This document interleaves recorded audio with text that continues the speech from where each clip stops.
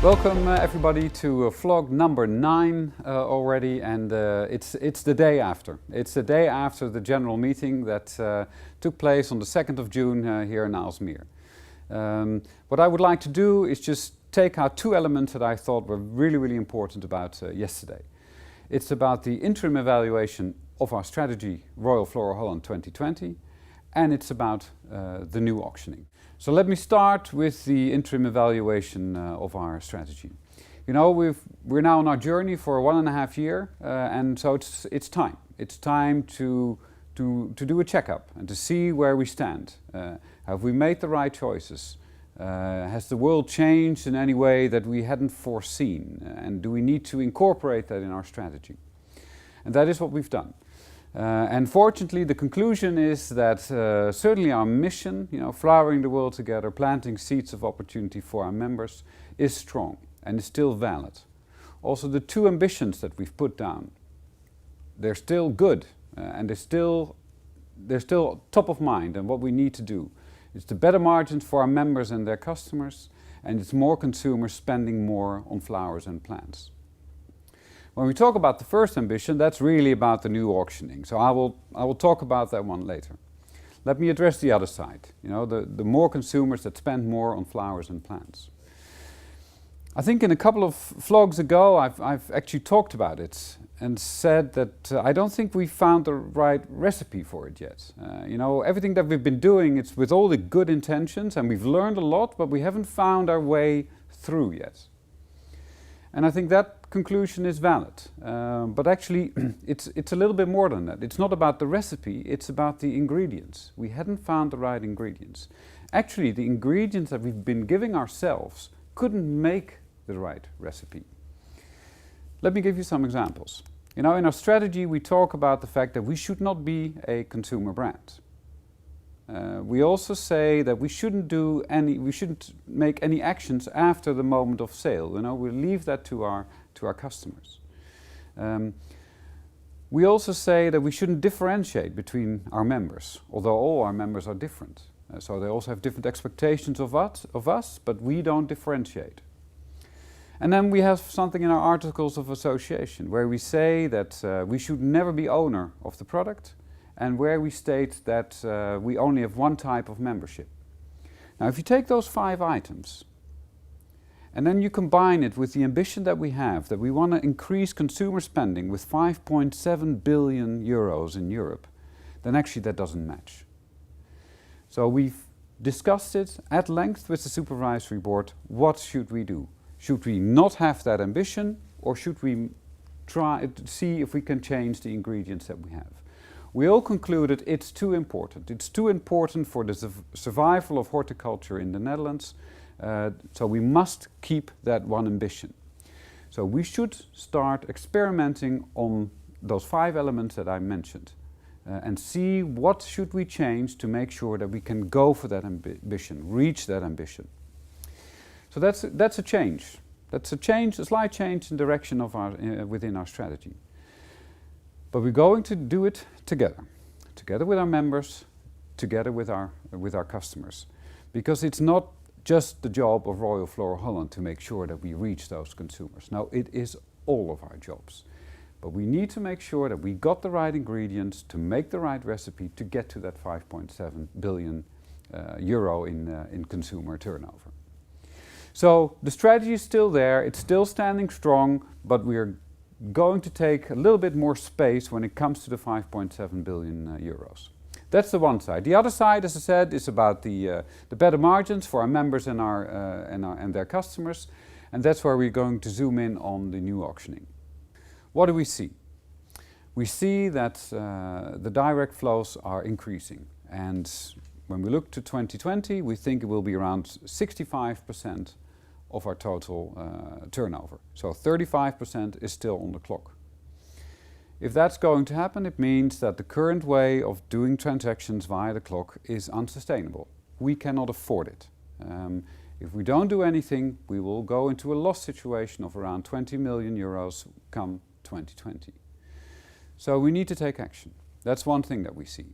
The other thing that we see is that forces are changing. You know, who has the strongest power in the supply chain? We see it with the breeders. They're becoming massive companies these days. But we also see it, and primarily with the consumers. And they choose the retail channel. They go via e-commerce. They pay attention to sustainability. And right now, we don't have a good way to facilitate that pull. You know, that pull from the end of the chain, which the consumer is doing, to facilitate that on our marketplace. So we see a couple of developments there that we need to take action on. So we have now made up our mind, and that's what I've talked about yesterday during the general meeting. And it has 3 parts. The first part is that, yes, it's going to be a more pull-driven market, but the push will always be there. The flower grows. It needs to be cut. It needs to be sold off. You know, we cannot stop nature. Actually, we love nature, so we need to accommodate that. So what we're saying now is that the clock as it is right now in the morning, it probably will exist. It will be part of our future offerings. And that's different than when I said a couple of vlogs ago, when I predicted that we will probably go to an afternoon clock and that we do it ex-garden. And that we're not going to do anymore. We're going to go to a steady evolution of the clock, but to keep that push instrument alive. I just want to make sure, because when I say that actually the morning clock stays, that can have all sorts of different images in your minds. When I say that, I say the instrument will remain. But it doesn't necessarily mean that the auctioning halls that we have, that they will stay. Why? It's because right now already 70% of what we sell on the auction clock is sold via computers. It's not happening in the auction halls anymore. So that might still change. We also may change that instead of having 36 clocks right now that run simultaneously, that will go to a national clock, because we put it in the cloud, so that becomes an opportunity. And right now we have issues around that. You know, the same product can be sold off in Naaldwijk at 7 a.m. and only at 9 o'clock in Aalsmeer, and that is not good for the forming of the prices. So yes, the instrument will remain, but it will look really different in the future. How we're going to go about that, we're going to think about in the summer, and I will come back to you in one of my next vlogs. That's one, that's the push instrument. The other one is the pull instrument. It's a 24/7 platform that we will create. And there's some specific points I would like to mention there. One is that the grower can be in the lead when it comes to setting prices. And prices can be algorithms, dynamic algorithms that make sure that based on supply and demand, prices go up or they go down. But the point is that the grower is in the lead. What will this also do, this 24/7 platform, is that we will be able to open up our market. Right now, the way we're organized, we're very much concentrated on Europe. But Europe is not necessarily where the growth is. The growth is in China, is in India, is in Turkey. And how do we get to those markets? Then you need to have this platform that is in the cloud, is operating 24/7, and where we can show off all the good products that we have, and where customers from all parts in the world can make a bid for your lovely products.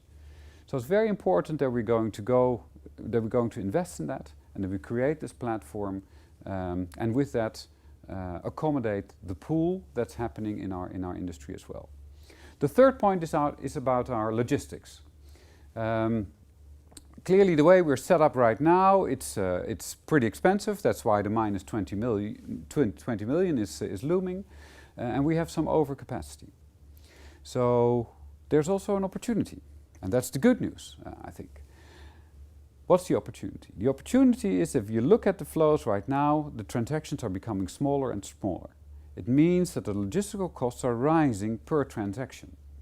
Now, if we find a way, and I think Royal FloraHolland is uniquely positioned for that, to combine the direct flows, the clock flows, but also the new flows with the 24/7 platform, we can actually make sure that the logistical costs will remain in control.